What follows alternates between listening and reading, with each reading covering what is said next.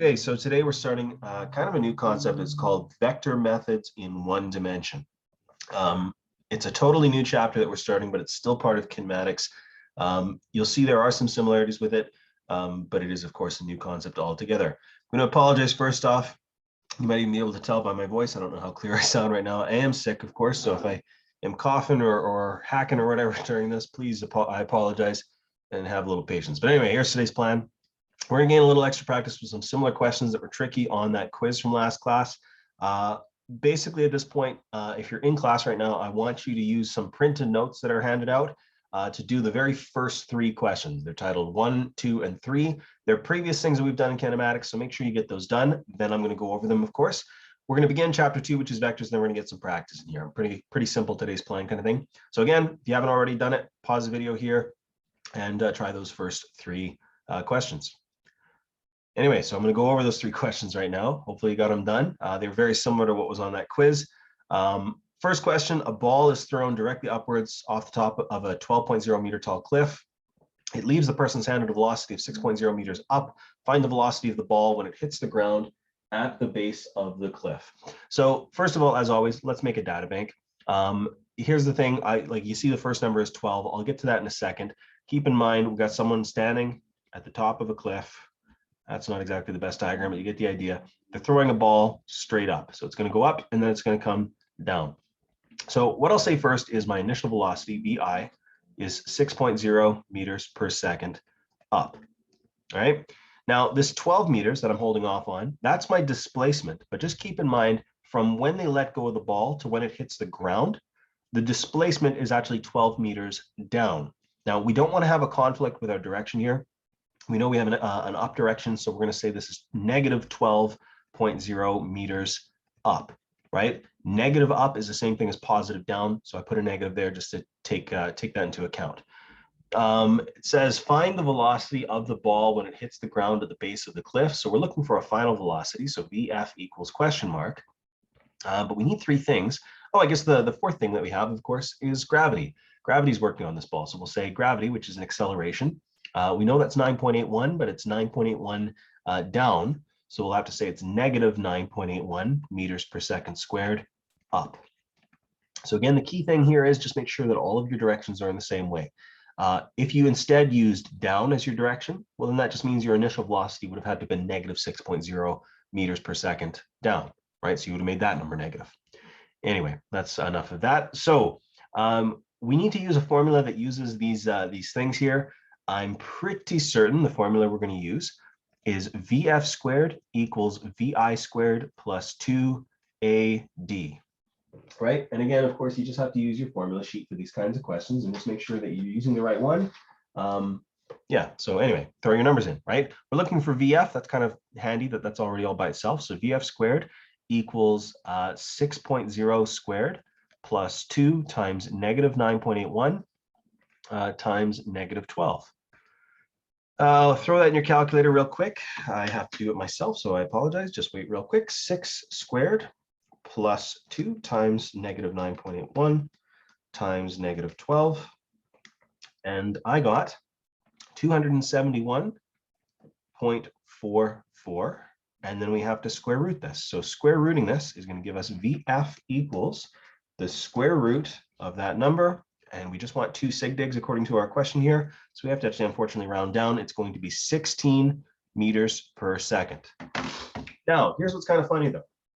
When we square rooted that number, we've got a positive answer, of course. Anytime you square root a number, it seems like you get a positive answer, right? You can't square root a negative, so it is what it is. But we got 16 meters per second. And if you notice all the units here, it should be like 16 meters per second up, according to these units that we put along the side over here. But just logically, like if you're throwing a ball off a cliff and it's falling to the very bottom, it doesn't make sense for the final velocity to be 16 meters per second up. Like, shouldn't it be 16 meters per second down? Like you would certainly hope so, right? This is because when you square root a number, and I apologize, I never mentioned this before, but when you square root a number, you actually can get a positive or a negative answer. Let me illustrate why. Like, let's say we square rooted 4. The square root of 4, most people would say, is just 2. But it also could be negative 2, because negative 2 times negative 2 is 4, and that's still the definition of a square root. So in this case, you have to kind of use a little bit of intuition, which is an unfortunate part of physics that you just don't always get a definite answer. But you have to use a little bit of intuition here to understand that this is actually going to be negative 16 meters per second up, or you could say positive 16 meters per second down. I'll be very forgiving when I mark your quizzes if there's a question like that on there, but it is still useful to know. You just need to use a little bit of intuition on that just to see that. Anyway, good lesson to have from that. All right, question 2. A ball is kicked up a hill at 18.5 meters per second up the hill. It's intercepted by another player when it has a velocity of 11.2 meters per second down the hill, and it has a displacement of 12.4 meters up the hill. Find how long the ball was rolling. Okay, let's make our data bank, right? So the initial velocity is this. So VI equals 18.5 meters per second up. We know it was intercepted when it had a velocity of that, so that's our final velocity. Notice that's 11.2 meters per second down, so we're going to make that negative 11.2 meters per second up, right? Because we always want our directions to match, right? What else do we know? Oh, the displacement. Displacement equals 12.4 meters up the hill. And we're looking for how long the ball is rolling. So we're looking for time. Okay, so I think for this one, we're going to have to use a certain formula. Let me hold on. I actually don't even have my data book in front of me. Amateur hour over here. Look at me. Take this out. Here we go. I got my formula sheet in front of me. I think I know which formula to use, but I want to get it right and not screw this one up. I think the formula we're going to use, yes, there it is. It was exactly the one. D equals VF plus VI. I couldn't remember if it was plus or minus. Full disclosure there. But anyway, VF plus VI divided by 2 times time. We're looking for time here. So we're gonna have to do a little bit of rearranging. You can rearrange before, you can rearrange after, it's up to you. I always like rearranging after. Anyway, let's throw things in here. 12.4 equals bracket VF, which was negative 11.2 plus VI, which was 18.5, all divided by 2 times by time. I'm gonna clean up those brackets there just because I think that'll be easier. Cleaning up the brackets, negative 11.2 plus 18.5, and then divide that by 2. So we've got 12.4 equals, the answer I got here was 3.65 times time. And that was exactly 3.65. If you ever got like a long decimal, try to always leave it as long as you can because you don't want to round before the end. Anyway, divide that over now. So 12.4 divided by, I'll even show it here, divided by 3.65 on both sides. Yoink, yoink. So 12.4 divided by 3.65. T equals how many sig digs? 3 sig digs by the looks of it. 3.40, I guess, is what that's going to have to round to. 3.40, and the units on that, of course, are seconds. So 3.40 seconds, that's how long that ball was rolling. Just so you know, we have these uphill and downhill kind of questions. You cannot use A equals 9.81 meters per second squared. You cannot use that in this case because it's on a hill. So it's on some sort of an incline. Gravity is not working directly on that. You'd have to know the angle. We'll get into that way later in the course. But just because something's rolling up or down a hill, that does not mean you can use the gravitational constant we've been using before, just so you know. Anyway, third question. Kira wants to get to the top of a 75.0 meter building. Instead of taking the stairs inside the building, she opts to use her jetpack. During combustion, jetpack gives the wearer an acceleration of 4.5 meters per second squared up. The jetpack is flawed though, as it burns all its fuel in only 5.5 seconds, at which point the wearer is only under gravity's will. Will the jetpack let Kira reach the top of the building? We did a question like this in person. I think it was on Thursday or so last week. This is one of those questions that are going to be a two-parter. We're going to have 2 different accelerations here. We're going to have this acceleration of 4.5 meters per second squared up while there's still fuel. But then when it runs out of fuel, there's going to be the acceleration due to gravity, which is negative 9.81 meters per second squared. So we have to break this question down into 2 parts and figure out if we're actually going to get this high, 40 or 75.0 meters. Let's start with the rocket part of this, or jetpack, whatever you want to call it, right? So during the rocket slash jetpack part of this, we're going to say A equals 4.5 meters per second squared up.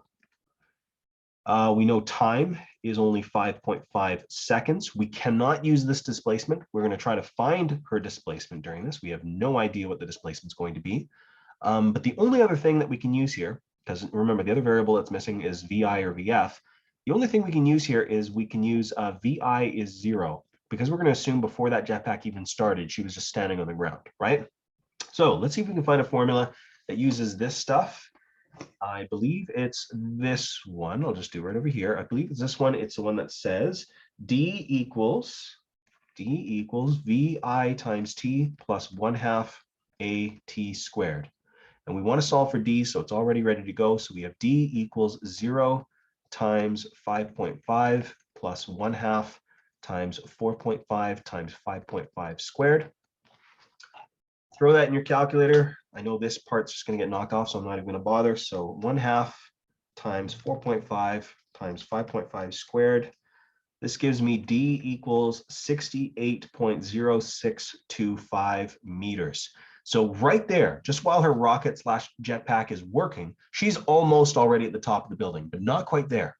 So this is going to depend on us using just that little extra bit of oomph once the jetpack runs out of fuel, because she's still going to be heading upwards, just to see if that puts her over the roof.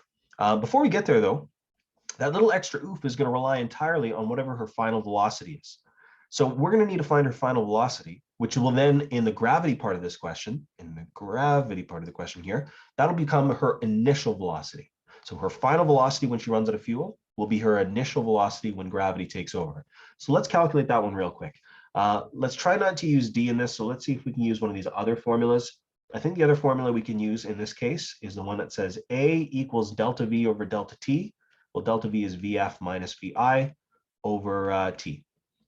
Right? So we're trying to find VF. Let's throw our numbers in here. We know 4.5 equals VF minus 0 over 5.5.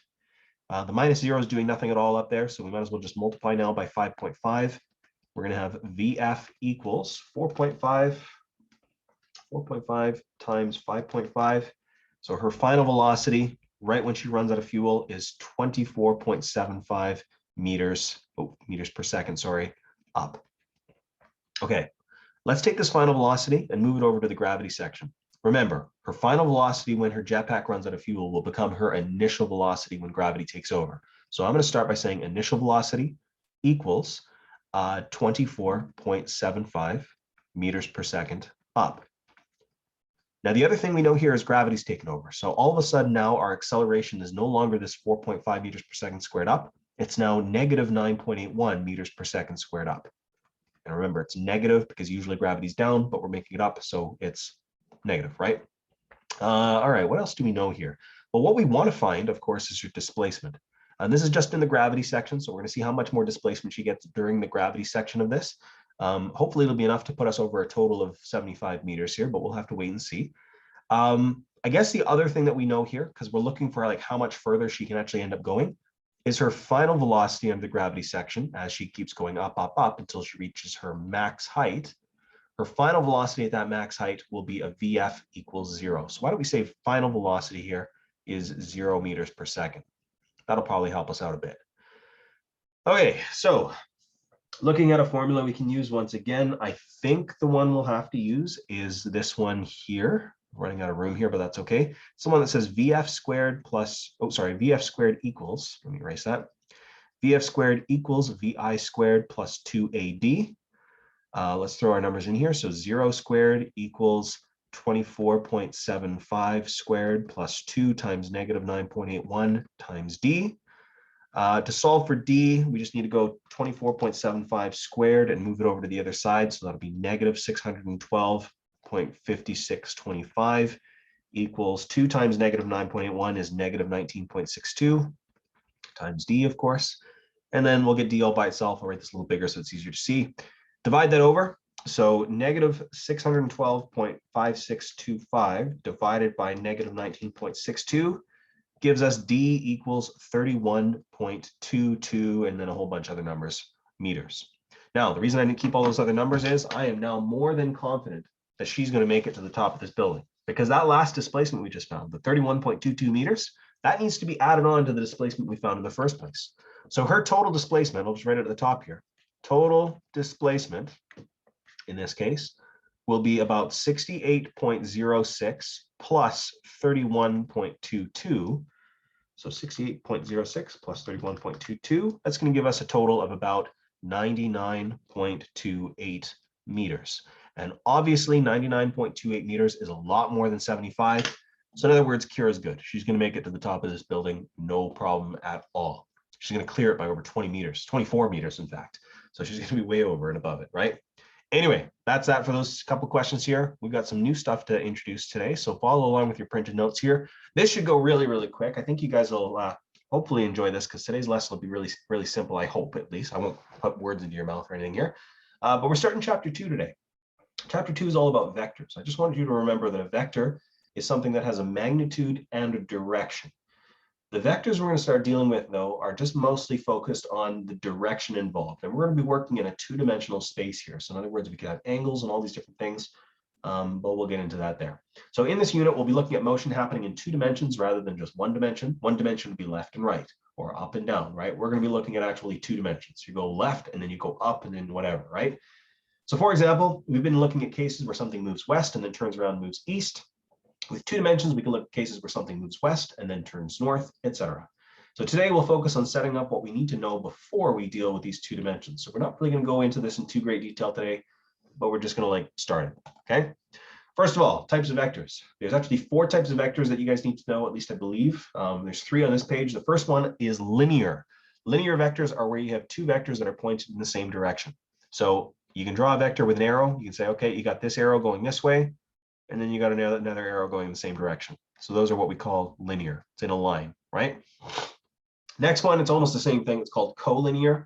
These are 2 vectors along the same one-dimensional line, either in the same direction, like above, or in opposite directions. So this one above that I drew is linear, but it's also collinear, right? Because it's in that same one-dimensional line, just in the same direction. But another example of a collinear could be you went this way, and then you went back a little bit.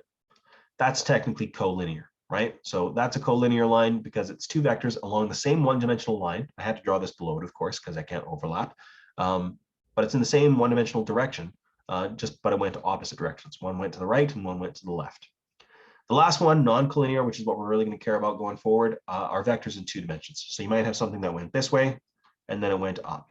You can even be crazier. You can even say it went like diagonally, and then it went this way, and then went back diagonally. And there's like angles involved in all that. You know, you can say there's an angle there and all that. We won't worry about that for now, but that'll be coming. So anyway, 4th type of vector. This is the one we really got to care about today. And what's nice is I think it's one of the simpler ones, something called a resultant vector. It's a vector that results from everything you do, right? So we're mostly going to be interested in these resultant vectors. A resultant vector is a straight line drawn from the tail of the first vector. So tail of a vector would be over here, not the arrow, the beginning of it, the tail of the first vector to the tip, that's the arrowhead part, the tip of the last vector. This is a lot easier to see with an example. So let's look at this example here. Contestants in a snowshoe race run for 10.0 meters east. They untie a series of knots and then they run 5.0 meters east. They solve a puzzle and then they run 25.0 meters east. So they're all heading east. This is going to be linear. Determine the resultant vector graphically. Don't freak out over the word graphically there. It just means draw it, right? Draw it. So we'll try to draw this to scale. You don't have to be perfect. You don't have to take out a ruler or anything and get it exactly right. A ruler would help though, just FYI. So 10 meters east. East, of course, in case you've forgotten, north, east, south, west. We're going to the right here. That's important. So east 10 meters. We'll do it this way. There we go. It's important to label that too, 10 meters. We know it's east because the arrow is pointing east, so you don't have to say east if you don't want to. Then they run 5 meters, so that'll be half the line length here. So from here, they're going to run 5 meters. Notice it's about half as long as that first line, right? That's important. So 5.0 meters. And then they run 25 meters. So it's over double the length of that first line. Well, that first line is about this long. So that's 10 meters, and then another 10 meters, and then another 5 meters. That's about there, right? If you have a ruler and you can get this exact, that's great, but a rough hand drawing is all I need. Just try to be reasonable with it. That looks pretty reasonable to me, so 25.0 meters. Now, the nice thing is they're all headed east. The resultant vector, see if I can change color here. I think I can, make it blue. There we go. So the resultant vector is just from the tail of the first vector, tail of the vector is right over here, to the tip of the last vector. The tip of the last vector is over here. So my resultant vector, which I'm doing in blue now, is going to go all the way like this. It just basically means where did you start and where did you end? That's all we care about, right? So we've determined the resultant vector graphically. I think we should also calculate the length of this vector. It's pretty simple. It's just 10 plus 5 plus 25. So 10 plus 5 plus 25, that's going to be 40.0 meters. And this time, just to be official, I'll say east, right? That's our resultant vector. In other words, in this case, that is our displacement, right? Your resultant vector is usually your displacement, okay? Moving on. Here's the next example. A sailboat sails east for 150 meters, then turns around and sails west for 400 meters, and then turns again to sail east for 220 meters. Find the displacement graphically and algebraically. Algebraically is what we did in the last slide again, where I calculated 40 meters, right? Anyway, let's draw this. I switch back to red here real quick. So east for 150 meters. I'm going to start kind of in the middle of the page just so we have room. East for 150 meters. Just looking at those other numbers there, I don't want to like go too far. Okay, so 150 is the smallest number, so I'll make this kind of small. 150 meters east, and then it sails west for 400. You can go just slightly below it and go 400 west. Well, this far right here would be 150 west. We can double that. That would be 300 meters west. And then we have to go a bit further, about to there. I'd say that's probably fair. That's 400 meters to the west. This over here is still our starting point, right? Maybe I'll make it a big dot here. That's our starting point, so keep that in mind. We went 400 meters west. Oh, and then we turn again to sail for 220 meters. Well, 220 meters, let's just keep in mind, if this is 400 meters long and this one was 150 meters long, that means this point right here is like 250 long along this way. So I'm not going to go quite all the way back to my starting point here, but I am going to get pretty close. It's going to go to about right there. 220 meters. Ooh, that's kind of a gross 2. There we go. 220 meters east. Okay, do this algebraically, or sorry, graphically. Let's get our resultant vector going. So line up your resultant vector with your starting point. So remember, it's tail of the first vector to the tip of the last one. So we're starting here and we're ending here. These were all collinear, so they're along the same three-dimensional line, or they're along the same one-dimensional line, my mistake. So it's not like we're doing a diagonal here. Just draw it below here one more time.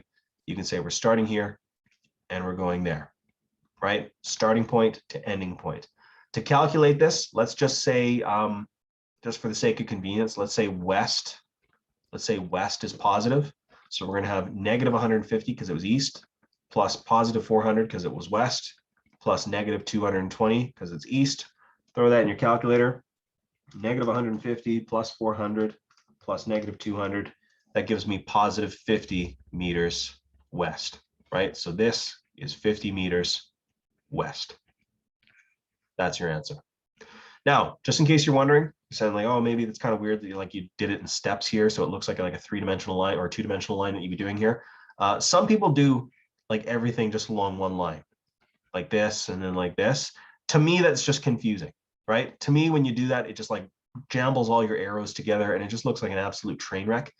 So I prefer if you do it this way, but if you would rather literally just draw everything on a line and like just kind of go back and forth until you get to your endpoint, as long as you keep it all together and you make it very clear with the resultant vector, especially if the resultant vector is in a different color pen, I'm totally cool with that. That is totally okay.